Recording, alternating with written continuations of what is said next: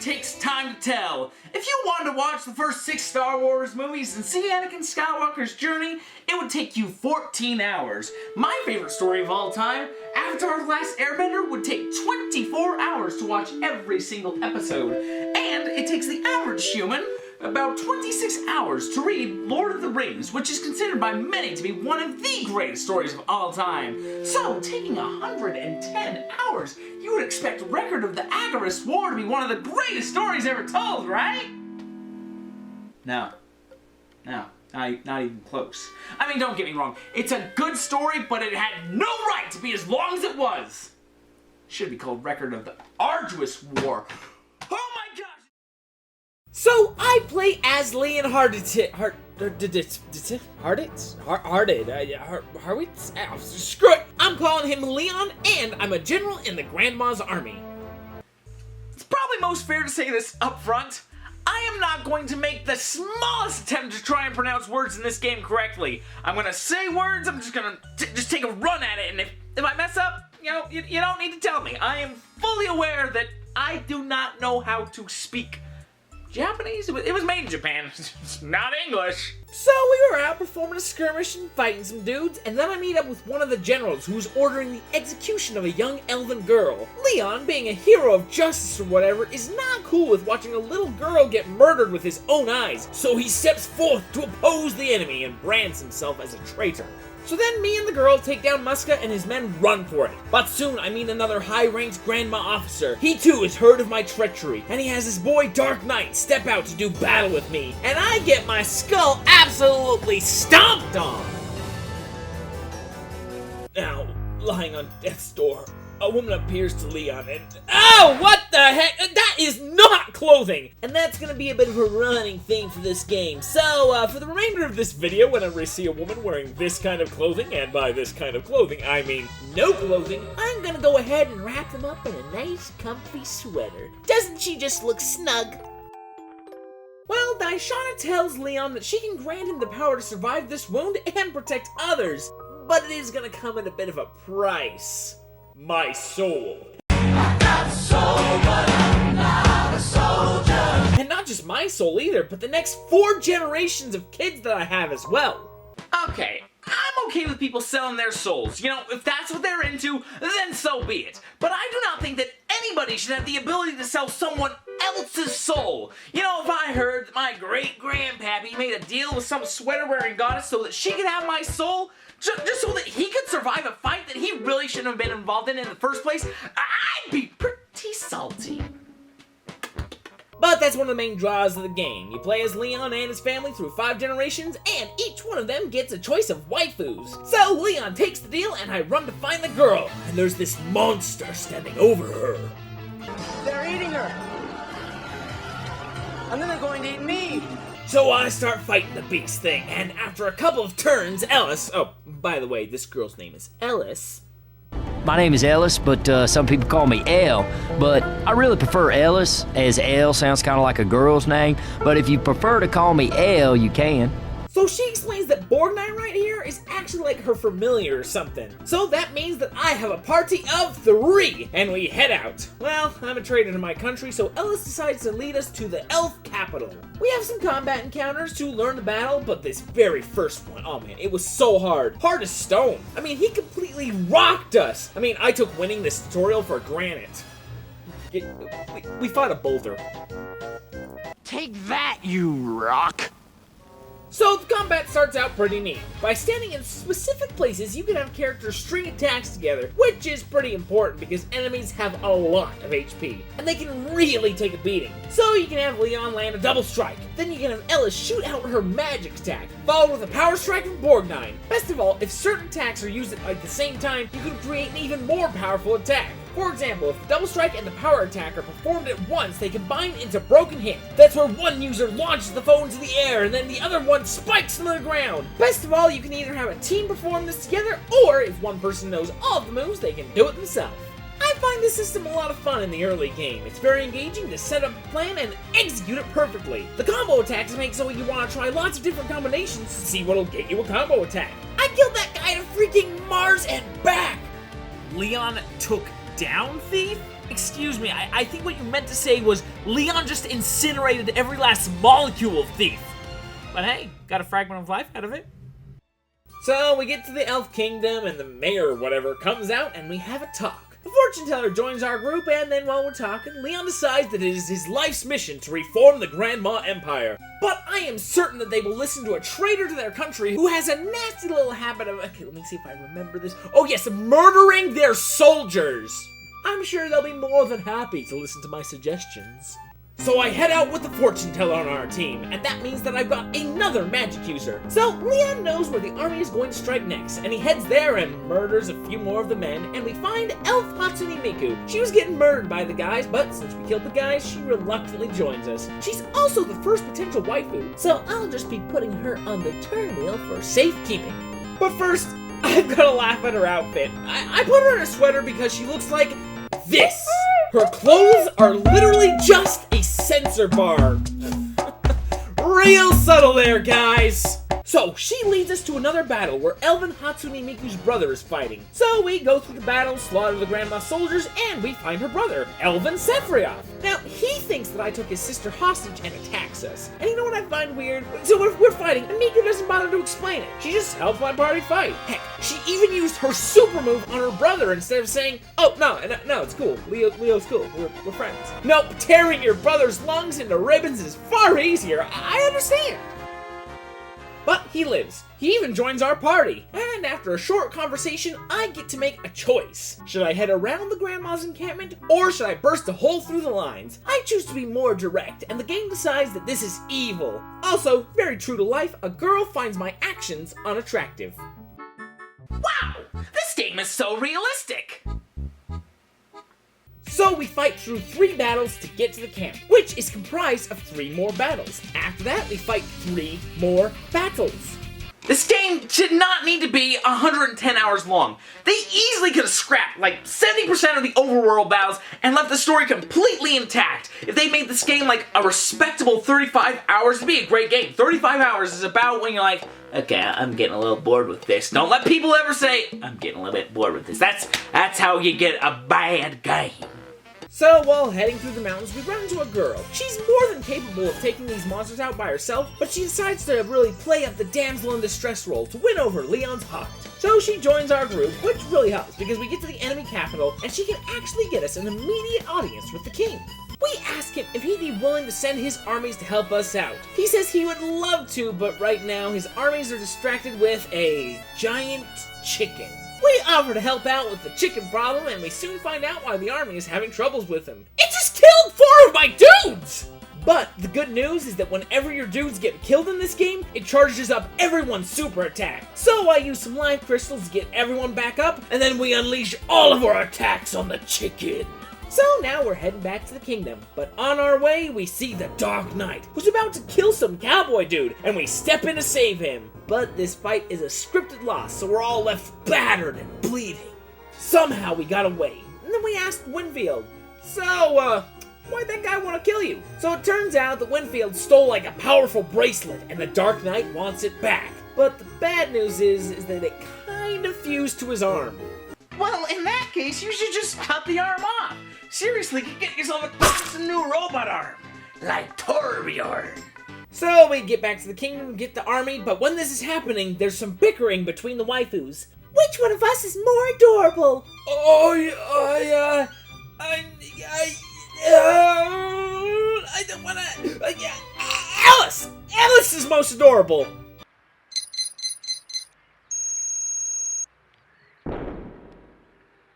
My pedophile senses are tingling. Well, we take the army and do battle with the grandmas. We fight Largan and some weasel creep. The battle is tough, but eventually I grasp victory and the weasel scurries off like the rodent he is. Largan allows himself to be taken captive, and Leon's childhood friend Elaine joins the team. And that completes the waifu wheel. But now we hear the goblins and trolls are teaming up in the south, so we need to go stomp them out. And there are a lot of battles to get to the south. Why do we need this many battles? I mean, looking at it, it's pretty stupid to force a player through this many battles. I mean, but look at this. These fights, they really grind my gears into powder. These freaking dudes. Let's start with the goblins. Okay, so look. To kill a goblin, you need your entire team to concentrate all of their attacks on one goblin, just to kill him. But this troll, on the other hand, all he needs is boom, one hit, your teammate is dead. That's that's cool. I like that. Anyway, we get to the weasel, and he is leading the goblins. See, he has a talisman kind of like Winfield's bracelet, but it's of a lower quality, so it actually ended up corrupting his mind. So, we kill his goblins, and then we kill him. And then we locate the source of where all the goblins are coming from. The king of the grandmas. So, while we're heading down to the king, we land on an event tile where all three of the waifus corner Leon and then fire off questions rapid fire. These questions will really affect your morality meter, but more importantly, the affections of the three bachelorettes. Ha! More like harem gaming station, am I right? I am so alone. You know, to be honest, that's probably why I'm playing the shallow husk of a dating sim. So the questions went off, and it really helps you learn about their personalities. Do you like tsunderes? Heck no! What about girls with bubbly personalities? Heck yeah! Leon, if you were married, would you cheat on your spouse? What? No! Wait, why did Elaine and Luna not like the fact that I would hold fidelity in high regards? What human girl would say, oh, if we were dating, he wouldn't have an affair on me? What a creep. Well, after I max out affection with Luna, we face the king. He has a ring on that has sapped him of all of his senses. So we do battle. We take out his guards. We take out his Melchior. And finally, we take out him. 5,001 damage later and all you lose is a finger? That's a pretty good deal, mate. Hey, Winfield, what about your arm, buddy? Seriously, the Torbjorn arm would be so sick. Well, this generation is all but complete. All that's left to do now is take all my leveled up characters and find that Dark Knight from the beginning of the game. And the middle of the game. And here's the thing, I don't think I've mentioned this, but this game has had almost zero challenge. As long as you carry the revives around with you, when your people die, you can just get them up immediately. But they have built up the Dark Knight to be scary. I mean, 2 scripted losses? Ooh, scary. But, you see, I have a sack full of life crystals, and they will definitely carry the day. Unless he murders everyone with one move!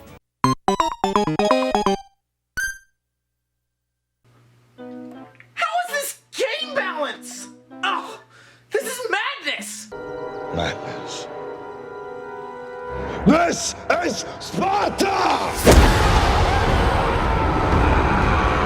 So with him beaten, all that's left to do is marry a waifu and then use my soul to seal the spire. Oh, look at all these fabulous choices. However will I narrow it down? Oh, just Monica. Well, that's okay, she's pretty cute too. Are you sure you want to pick me? Am I not good enough for you? No, my dear, that's not what I mean. I simply meant to say that you could have chosen anyone. Not really, Luna. But if that is true, I choose Borgnine. But we get hitched, and then there's really uncomfortable fan service. Then we go to the future with Leon's kid, Laddies, and we find out pretty quickly he has resolve and a refined sense of duty, which is kind of important when your father signs you and your descendant souls up to be used in a ritual. So Laddius' story starts out with an order from the rulers of this land to take the army and to go stomp out a rebellion. So, my party consists of everyone from the previous generation except Leon Harding and all the waifus. Also, Ellis is looking a little bit older, and we also got the edgiest looking character of all time. It's like you handed a box of crayons to Shadow the Hedgehog and told him, okay, draw the edgiest looking character ever. Well, I put his dumb character design aside and go ahead and put him on my team, because his special move is one of the strongest in the game. It can usually one-shot just about anything. Even Borgnine with 100 strength can't do that. Tuskblade! Don't say that you love me! So, we get to the rebels and meet their leader, and her name is...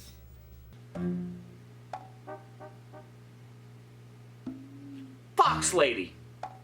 She says that we could spare a lot of lives if we just had a small-scale battle right here. If we win, they'll stop rebelling, but if she wins, we'll join the rebellion. But I actually kind of threw the first fight, and we ended up just getting game over. But on my second attempt, we break out the old life crystals, beat her down, and then I kind of listen to the rebels' plight, and it's like, oh, there's some illegal stuff going on. You know what? How about you join our army? We'll go back, I'll sort things out. When we get back, the leaders say, "Hey, Ladius, we heard that you were leading the rebels." Well, technically, they joined the army, and I was leading the army, but I wouldn't say that I was leading them. We're going to have to place you under arrest. Well, that's the dumbest thing I've ever heard. So, now I'm in prison, but duty-bound Ladius accepts his punishment. Even when Fox Lady says that she found a way out of the jail, he says, "No, I'm staying." Or at least that's what I thought. I mean, I read all the dialogue, and it sounded like Ladius says, I'm staying, because honor, whatever. But the next thing I know, I'm in control of him, we're in combat, and Valeria was being ordered by the king dudes to, like, go apprehend me. Eventually, she catches up with me and asks me to come back with her so that she can issue the widest sentence possible. But Ladius says no, and we end up fighting for over 45 minutes. It's tough because she just keeps killing my dudes. But, as you know, getting killed charges up Borgnine and Edgelord's super attacks. I get them back up, use the attacks, and we escape in the swamp. And even though Valeria is trying to kill me and my merry gang, somehow she got added to the harem circle. So, while we were lost in the swamp, we meet a young shrine maiden and... Oh, hey, look at that! A female character! What's she wearing? Is that clothes? So she leads us back to her village so we can rest, and as we prepare to leave, Daishana asks Yayoi if she'll join our group. But then the village chief is like, "You can't take our shrine maiden!" And then Elf Sephiroth says, Is that because she's a human sacrifice to your pagan god? Maybe? No god I've ever heard of can accept sacrifices without a physical form. Where does this god live exactly? So then the guy takes us to something called an exploration point. Now, these were in the first generation as well, but I didn't have much of a problem there. The thing is that in these areas you can walk around. Hey, that's kind of cool, right? Not really, because in these areas you can run into random encounters. You can't have random encounters in your game where the battles take between 10 and 20 minutes. Seriously, walk for 45 seconds, boom, you get hit with a random encounter that takes 20 minutes. And then boom, after another 45 seconds of walking, you're in another 15-minute battle. But then we found the Demon Lord, and Daishana's like, "No, he ain't a god." And then the thing's like, "It's true, but I do like eating shrine maidens." And then we started fighting, and the fight was going pretty well until he used Grand Swing, and that KO'd my entire team. Really? I love the random encounters to get here. I'm so happy that I get to do it all over again. Alright, get to the boss. Grand Swing! Are you kidding? I need to go through the forest again? But this time, I brought 20 life crystals, the max amount that you can carry. But the Grand Swing just chewed right through them. Oh no! I hate the force, I hate the random encounters, I hate this dude, I hate the Grand Swing! Eventually I learned you need to stay 3 or more spaces away from the dude. Also, I just kept sending Sephri Elf in to die, and when he died, we brought him right back up. And every time he died, it charged up everyone's special attacks. I mean, this guy did heal 1,000 damage every single turn, but if you hit him with everybody's special attack at once, he ain't gonna be healing from that. So, with the death of their Demon King, they no longer need their Shrine Maiden for a sacrifice. So she goes, joins our team, and is added to the waifu wheel. Uh-oh. How old is she? So we fight our way through the swamp, and eventually we run into Ents. I mean, this fantasy world has a different name for them, but they're totally Ents. And they actually know the way through the forest. So they go ahead and give us the youngest Ent that they have to lead us out of the forest. And when we're about to leave, guess who's waiting for us? It's Valeria and her army. Fortunately, the forest is kind of like a funnel, so they can't fight us all at once, use their numbers to overwhelm us. So I start fighting off waves using Borgnine's freakish strength. But after a few waves, the captain decides, you know what, I'm just gonna burn down the forest. However, it turns out that Ents aren't too big on deforestation. So when he tries to do it, an army of Ents comes roaring out of the forest and just crushes his army. Then I went to another exploration point and wandered around for about an hour. And after that hour, it spat me out exactly where I started.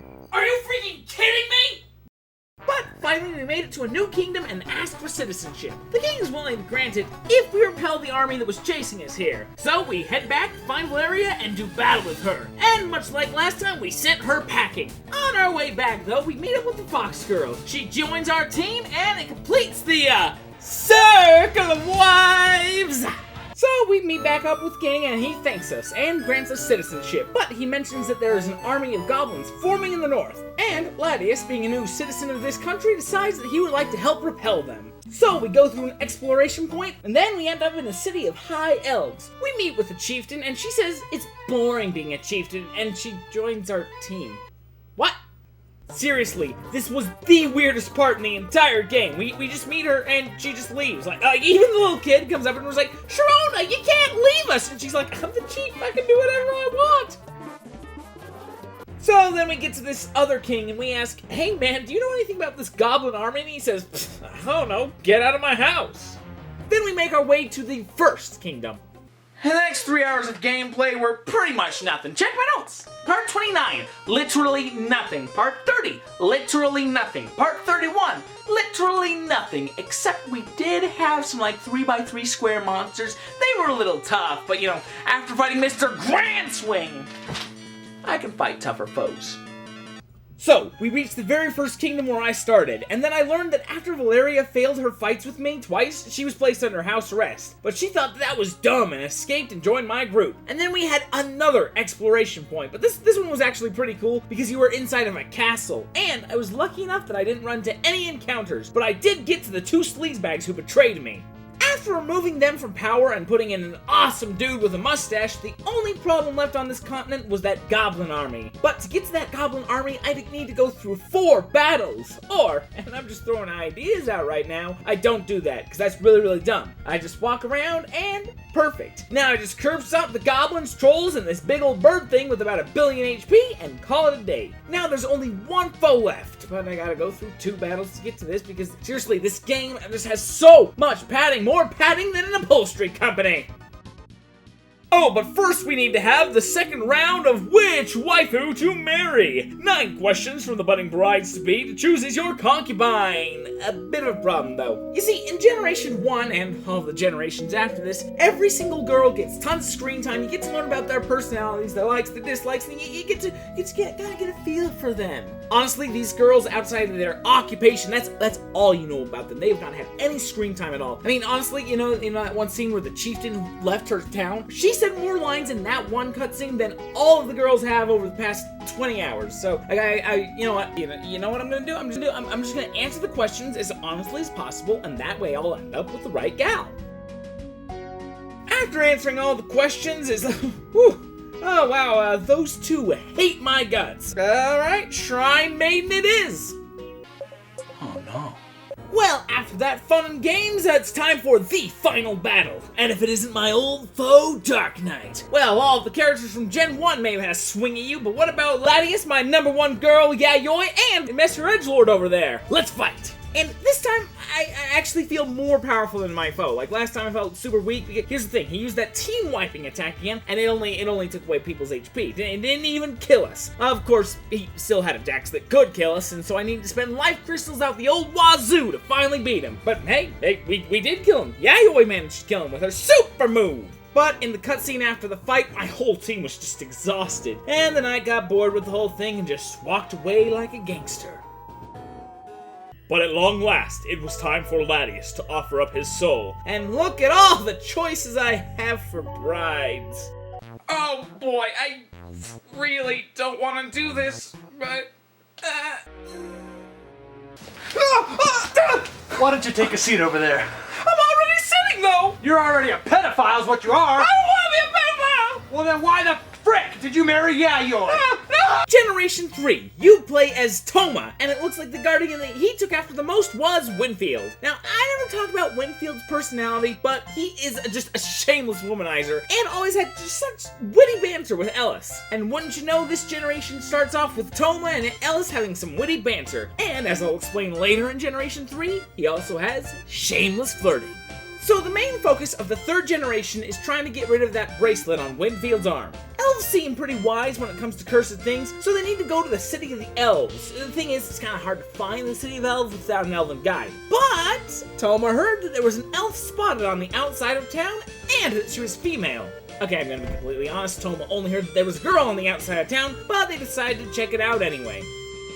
So we find the elf, and she's fighting this big whole thing. But Winfield and Toma, being the gentlemen that they are, decide to dispatch it. No big deal. Unless it knows Grand Swing. Crap! It knows Grand Swing! But after the problems I faced in Gen 2, I know the Grand Swing quickly charges up for everyone's special attacks. So I get everyone back up on their feet, and then I unleash the flurry and kill it. After that, Toma asks Lavina for her number, but she says no. But she will give everybody passage to the City of Elves. So she leads them there, and we eventually learn that Lavina was banished from the city because she's black. Which is weird, because her dad and her sister actually like the royalty of the elves? I don't know. So we asked the codger, hey, do you know anything about cursed bracelets? And he's like, yeah, I know about bracelets. That bracelet's right there, it's cursed, but it has stopped you from aging, but you should probably do something about it sooner than later. Come on, man, I'm robot arm. I mean, if you don't want a Torbjorn one, we could probably get you a cool Luke Skywalker looking one. He says there was a hammer of the gods that could do the trick, but it doesn't exist anymore. So we'll have to make our own by getting some sacred spring water, some meteorite ore, a rainbow shard, a world-class blacksmith, and a world-class adorner. You can't have a sacred hammer that looks all scruffy. You gotta bedazzle that crap.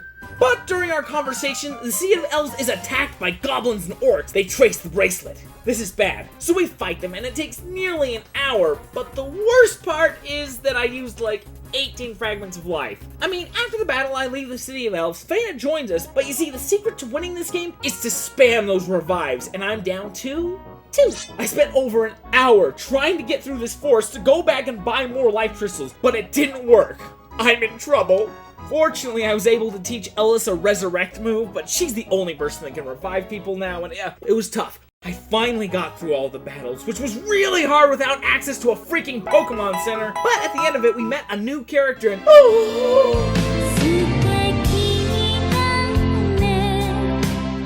my goodness, is that Best Girl? Oh, she is so cute, and she's on the waifu wheel? No way, man, forget that. She is the waifu wheel.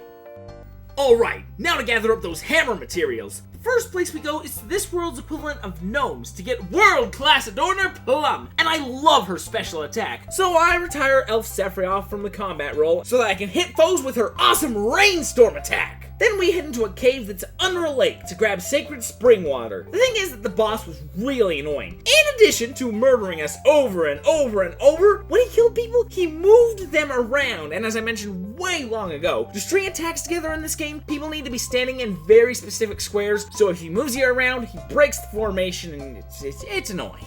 I did win this fight, but due to the scrambling, I did pretty poorly. How poorly did I do? Well, let me put it this way. After every single battle, you get a rating on your performance, and I thought it was like a traditional school rating, you know? Get an A through an F. And for the most part, that's how it was. I've been getting mostly C's. Some battles go better, some battles go worse. You know, with bosses, I do pretty poorly. I get like a D or an F. Do you have any idea how badly I did in this fight? I thought the lowest that I could go was an F. Nope, it's not. I didn't even get a G rating on this fight. Heck, I did so poorly that I didn't even get an H. My final rating was an I. And I don't know if you know this, but the letter I is pretty far back in the alphabet. After that, we head through the mountains and get world-class blacksmith Gans. This guy looks pretty cool. Unfortunately, his special attack doesn't have a 13 square radius, so he gets the bench.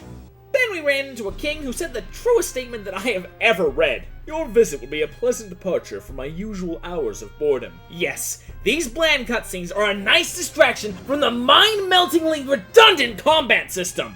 He also mentions that there are goblins all around the continent, and that most of the kingdoms will be attacking them pretty soon, and he'd like me to go to the king in the north to ask him to help out. And since we're already heading to the north to get the meteorite ore, we happily agree. So we go see King Midas and ask if we can go into the cave and if his army will help out with the raid. He says he'd love to, but if his army goes through the mountains, they'll get ambushed because right now there's some rebels. We tell him that we'd be happy to go take out those rebels. So we go, we fight some rebels, but then the leader of the rebels comes out and explains why he defected from the kingdom. Turns out, the King Midas was already planning on helping in that multi-kingdom raid on the goblins. But the thing is that King Midas's army is going to be fighting with the goblins. We asked for proof, and he says that I could go and ask King Midas's daughter. So we head back to the town and meet up with Princess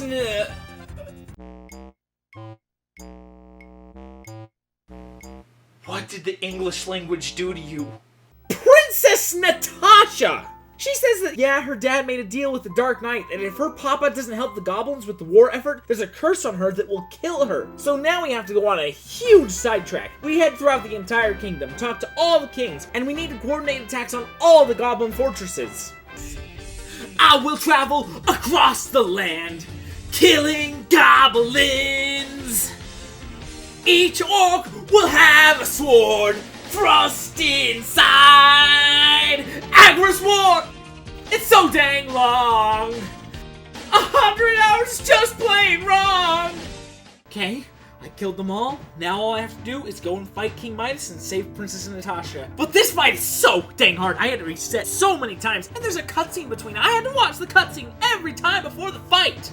You'll never save Princess Natasha. You'll never see Princess Natasha. You'll never see Princess... Come on! You'll never freaking save Princess Natasha! So the first night I fought him, I spent 3 hours fighting him. I woke up the next day and fought for another 3 hours. And do you want to know the most infuriating part? So an average attack in this game does about 500 damage. In fact, look at this flurry. There's one attack that did 1 damage. And you want to know what kind of damage his attacks do? 100,000 damage. What the flip? I only have 5,000 HP. Why do you need to do that much extra damage? He breaks formation. He has huge AoE attacks, and he recovers 6,000 per turn. If I have a turn go absolutely perfectly and everybody does their special attack, I can muster 10,000 damage. But this guy doesn't allow for things to go perfectly and smoothly. Not that it really matters with a 53,000 HP life bar. I was so close to burying this game in the forest and being done with it. But I went online and read, if your people can reach level 50, they'll get access to a holy cow super move. So I went and completed every single battle that I skipped. That's another 3 hours of grinding. And then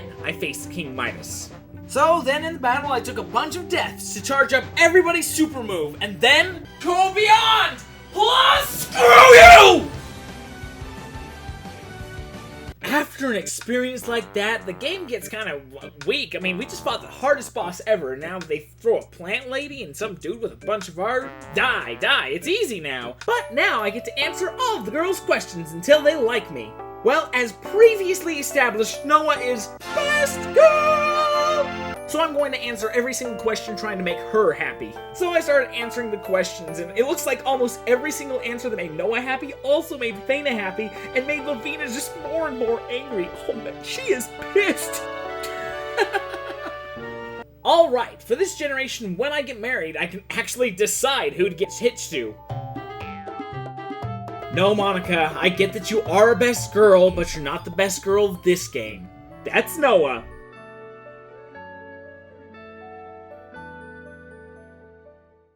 Alright, 4th generation, and this is the new character that you get to play as. Dirtbag. I mean Durin. And this opening cutscenes that he is just as likable as being mugged in a back alley. Oh my gosh. Leon, likable, all-American neighbor kid. Latius, duty and honor-bound chivalrous dude. Tama, dorky womanizer, likable in a laughing at him kind of way. Durin is the male equivalent of a tsundere. Later in the generation, Ellis says this, and I feel it just neatly sums up Durin to a T. I apologize. Please pay him no mind. He is always unpleasant.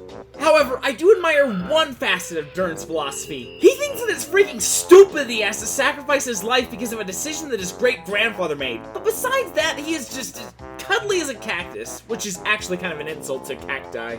So this is the continent where the Rainbow Shard exists. We need a boat ride to get the darn thing, so we enlist the help of the pirate Hildegard. The fee for a boat ride?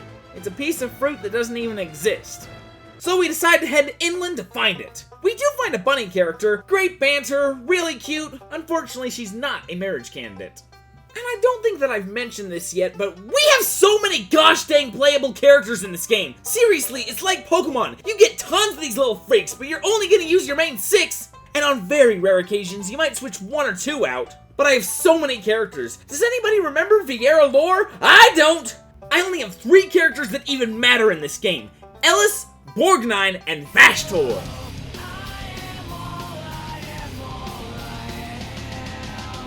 So we head out looking for the fruit. We get word that there was a harpy in town not too long ago, and you know, if we can find a denizen of the mountain, they can tell us if the fruit even exists in the first place, and where we might be able to find one. So we attempt to chase her down, but eventually we just come to a solid cliff face. But then, down from the heavens descended what appears to be a literal angel. Sylvie, the most adventurous harpy. Diana tells her to join our group and the harem wheel, and we are set. Well, first Sylvie has to say goodbye to Keith. Okay, how can we have names like these and then in the exact same game have names like Keith? So boom, we grab the fruit and then go down to Hilda and we set sail to her pirate hideout. She puts Valady in charge and then we have multiple ways that we can go. The first place that I go gets us just another worthless companion. And then we head on down to a town and we run into the third waifu, Ryu. But in order to recruit her to our team, we need to do a little task first. She is to be sacrificed to a powerful being. She is willing to accept her fate, but if we kill the demigod, she will instead join us. Hold on. Wait, isn't this exactly what we did to save Yayoi? Look, if you can't make something original, just don't make your game 110 hours. The only difference is that instead of being able to focus on him, first we gotta take out his goons. It's kinda tough, but after getting rid of all the goons, my people are getting their super attacks filled up. So now I'm gonna go ahead and use my most powerful attack. We call it the F-Burst because that guy just got fanaticked. But at last we complete the harem wheel, and I gotta say, it's a pretty tough choice. None of them are gonna end me up in pedophile prison, and they are all decently cute. I can also appreciate each one of their personalities. I guess I'll just leave it up to the final questions to decide who I'm gonna marry. But right now we are nearing the Rainbow Shard, and we meet a fish lady who's willing to help us out. And for once, I'm gonna call her by the race that the game calls her, instead of just, a pre-established fantasy race that I'm okay with pronunciating. The Ulysses. See, that's not a mythical race. We actually had one in the real world. Please tell me that somebody understands this joke.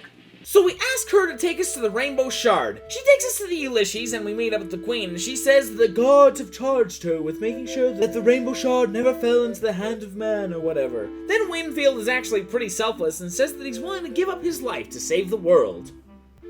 Dude, you don't need to give up your life. Just your left arm, wrist down. Robot arm. We tell her that's nice, but we're gonna take the shard anyway. So we head on over to a cave, and not for nothing, but this is the exact same fight that we had to get the sacred water. We go to an octopus at the back of the cave, but after the fight, the shard is gone. But how? It was right there when we started. Landa. How dare you return here? You know the law. You know very well why we returned here, do you not? Where is the Rainbow Shard? What will you do if I tell you I do not know? Then we will ask every member of the column, every man, woman, and child. If we do not receive the answers that we seek, then every last one of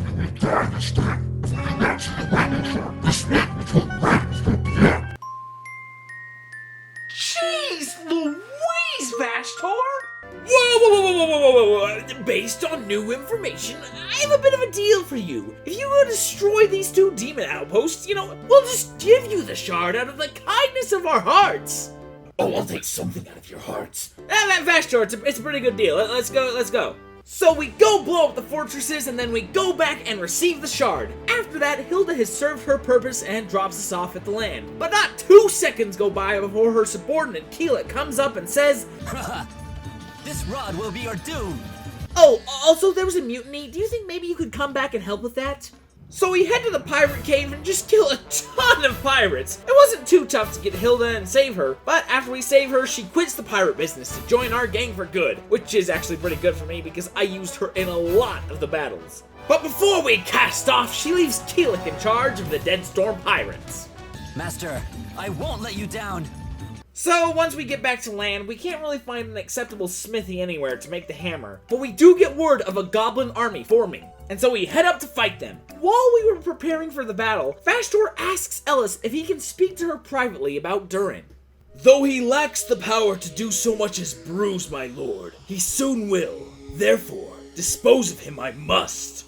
Okay, so one of my biggest fears while playing this game was that Vastor might one day betray the group. I mean, look at his edgy character design. Usually you can tell just by looking at the character if they're going to be evil or good or whatever. And although he didn't die, I got another Pro ZD clip that pretty much works with this.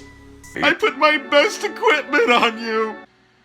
What? I level grinded you for hours. With Vastor betraying my group, my only powerful units left are Borgnine and Ellis, but wait, what are you doing? Don't you dare kidnap her! Oh no! Now all I have left is Borgnine. Borgnine, what are you doing here?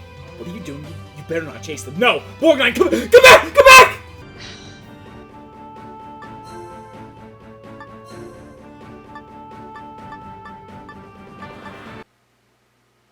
Frick. Frick. Frick. Frick! I'm screwed! I just lost my 3 main units. The enemies are level 60s. While I do have Plum, Durin, and Hilda at that level, the next closest units are 10 levels below where I need them to be. This game is an absolute trudge when you have people where you actually need them to be. Now I have 3 morons who I don't even know how to synergize their attacks with everyone, and we are freaking dead. So, after a few attempts and by a miracle of religion and science, I actually won, and Borgnine came back. I still don't have Shinestorm or Tuskblade, but at least Borgnine, my bae, he's here, he has over 200 strength, so this is doable again. But we need to hurry to save Ellis, because her high elf blood is needed for some, weird ritual they're doing. Chase them through a forest and kill a dragon. Meanwhile, Vastor's making the necessary preparations to make sure that the fortress can be held. Why don't you go home and cry to your granny? Dolph, tie up the brat. Lisa, hold the book. Vincent, get the truck. And Keith, darn it, change your name, please. That's not scary, and I'm embarrassed to say it. Boris, try that. Keith, watch out for Keith. So we fight off all those demons, and then eventually we fight him, but he wasn't too tough. That King Midas boss fight, it changed me, man. I can no longer taste cherry. And I no longer get a sense of pride whenever I get a high score in Guitar Hero. But I learned. I learned by Joe how to beat boss fights in Record of the Agarest War.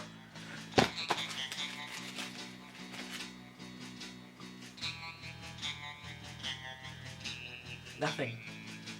In his final words, Boris told us where we could find Ellis, and we make haste. I mean, we need to head straight there. We need to hurry before they can complete that ritual they're gonna do to her. We need to stop and have the girls ask Durin what kind of a man he is. It's not like the woman who's the most important to him in his life is in grave danger. No. We need to play a game of let's make a date right now.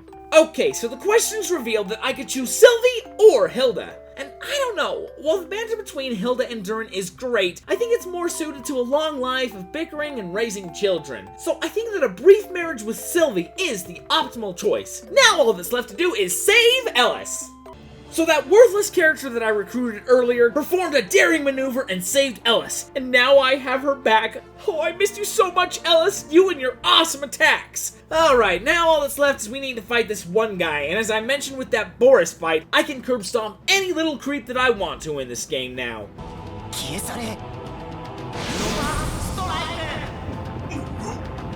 And with that, I go to the spire, I hook up with the Harpy Lady, and we move on to the final continent. And here's the final kid, Rex! Oh boy, he has his mother's wings. If I had wings, I'd fly away from here. But wherever I'd land, the people would think that I was weird. They'd be like, why do you have wings? Did your mom have sex with a bird or something? Well, it was my dad, but yeah. Now, at this point, the story just decides to swan dive off the side of a cliff. There is no story in Gen 5 at all. The first 2 generations, you're a rebel trying to save a kingdom that betrayed you. The 3rd generation, there was a civil war, elves, ingredient gathering, and the 4th generations, you saw harpies, you sailed the sea, and you had your 3 best characters leave you. But 2 of them came back. They're such sweeties. In this, you simply go to fortresses and kill the dudes inside of them. Seriously, I think there are at least 7 fortresses, and that's all they have you do in this generation. They also had some really tough bosses. I'll talk about those in a bit, but I do want to give a little bit of praise to this generation. So while there was no story, there was a ton of character development. I mean, since I have a billion characters, there wasn't a whole lot of depth for every single character, but there was one moment for each character where Daishana pulls them aside and asks, "Why do you stick with this group?" Well, that's a pretty deep question. And each character gives you an answer that really tells you a lot about them. And this includes the characters that they add into the mix. There are 3 characters that they add in. So first off was Alberti's granddaughter, and I just realized I never talked about Alberti. Okay, so Alberti was the character that was the rebel in like Generation 3. He actually was Princess Natasha's boyfriend. So anyway, they ended up getting married, they had a kid, and that kid had a kid, and then that kid ended up finding us. Basically, the granddaughter of Alberti found our team, joined up, and she's fighting with us now. Her name's Beatrice. She's cool. The second character was one that we met on the way to one of the fortresses. You see, when the fortress was taken by the demons, they killed every single one of the harpies, except one. This young harpy is fueled by rage, vengeance, hatred. She wants to kill everyone ever. And the third character, much like the bosses, I kind of need to talk about him later. So I'll just talk about the bosses now, and then we'll get to him. So, I want to say that every other fortress just had a downright Durgle boss. The first one was a Gurg with a pet dragon, and he was pretty hard. He took probably an hour and a half for me to finally beat. I mean, Gurgs are basically a King Midas. They can do a frick ton of damage. They have a frick ton of health. They're going to kill a lot of people, and you need them to kill a lot of people to get enough AP to take them down. And each one of them can hit a huge area and kill a lot of your people. And when it's possible for your entire team to get wiped out, it's just go to jail, do not pass go, give me $200. So yeah, he took me an hour and a half to beat. Oh, and then there was this battle with the 2 Gurgs. This one was a pain in my keister. What's worse than having one dude that can wipe out your whole team in one turn? 2 of the degenerates! And it took me 2.5 hours to beat. But that is nothing compared to the 1 Gurg and 2 dragons. These 3x3 square dudes just take a ton of hits, but the worst part is they're so big that they take away the one thing that gives you a semblance of chance in these battles against a dude who can kill anything within 4 spaces. Movement. Even though it was just 1 Gurg, the 2 dragons made it so it took over 7 straight hours!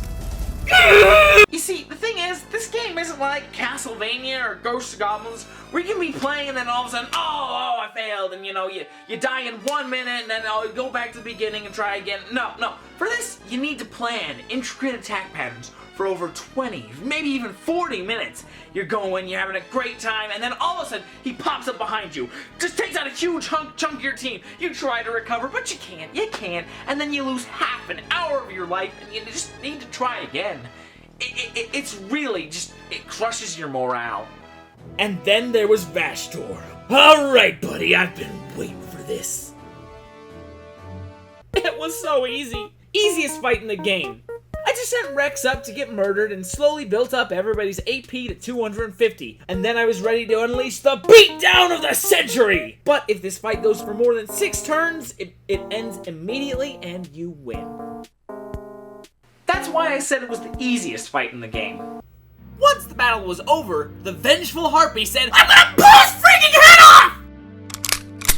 And then Rex said to her, "Nah, man, vengeance is really lame. You should try forgiveness. Here, I'll show you. Hey, Vashtor, I forgive you. Wanna join our team?" And Vashtor said, "Yeah, sure, that'd be cool." Vegeta-Lo, we'd be glad to have you on our team. Thank you. Guys, Vegeta-Lo killed my entire family. Remember that scene where he was like, "Look upon your dead family, Sosuke Bosuke. Every single one of them slain by my hand.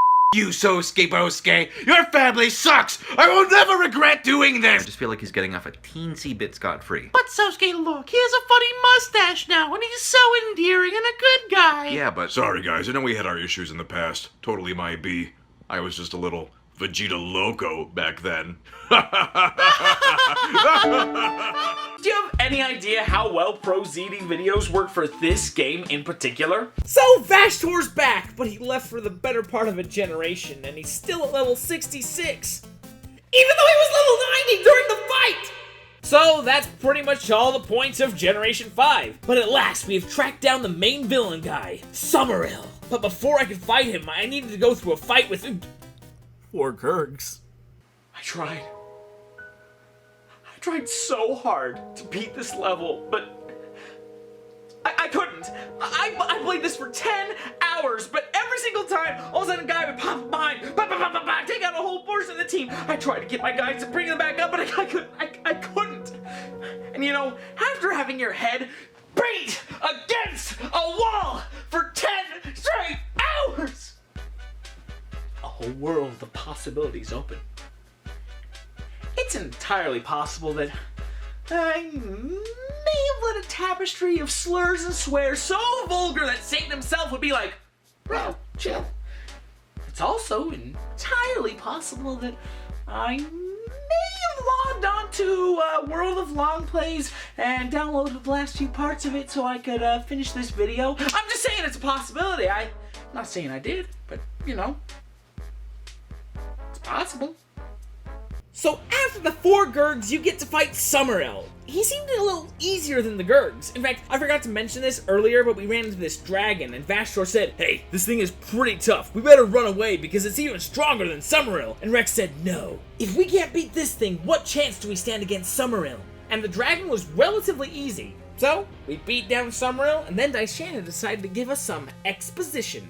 Okay, so now we've got some options. The reason Daishana needed all of my family's souls was so that we could seal away 5 bad gods underneath the continents. So, right now, we can either use Rex's soul to seal away the last one, or we can go to each continent and free my family and the Dark God, but then we'd have to kill it. And Rex thinks about it for a while, but he decides, yeah, no, that's what we should totally do. So we get to go to each continent, we free Rex's family, and then we free the 3 waifus. And then the Dark Gods rise, and we do battle with them. And these fights seemed pretty easy. I mean, the 3rd one did have this move that took away everybody's ability to attack, and the 4th one had an attack that did over 1,000,000 damage! 1,000,000.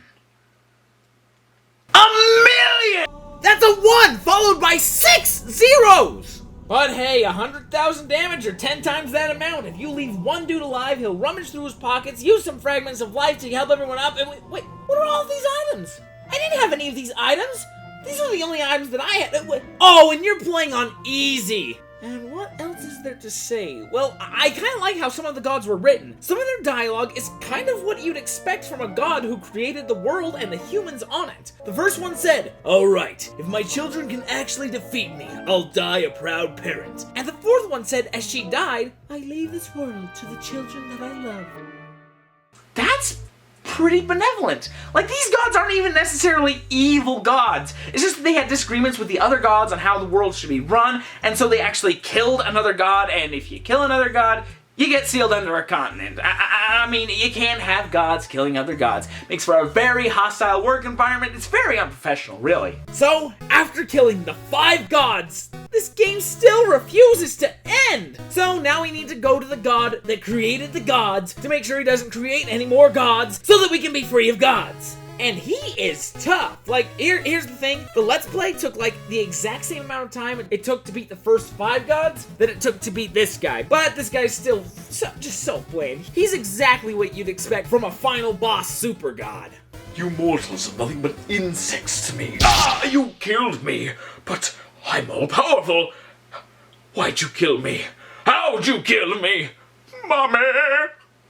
And then Borgnine leaves, Ellis cries, and bang bang boop, credits roll, and then there's a post-credits scene. Ellis takes Rex to the place where Leon sold his soul to Daishana, and Ellis proposes to Rex. But hey, if 5 generations of souls and 110 hours of gameplay was just to marry a little elf girl, so be it. Did you say marry a little girl? No! Next time on To Catch a Predator. So, that's Record of the Agarest War. I'm sorry that this video took so long to make. over a month. I think about 6 weeks when I finally finished the editing, but it's only gonna garner about 350 views because it's not a video about Fire Emblem and nobody watches any of my stuff. But this video is for my benefit. I've wanted to make a video for this game for just the longest time. I didn't quit. Well, kind of. But, you know, thanks for letting me make this video. If you watched it, come back next week. We'll be doing an episode of Game Rain. It'll be great.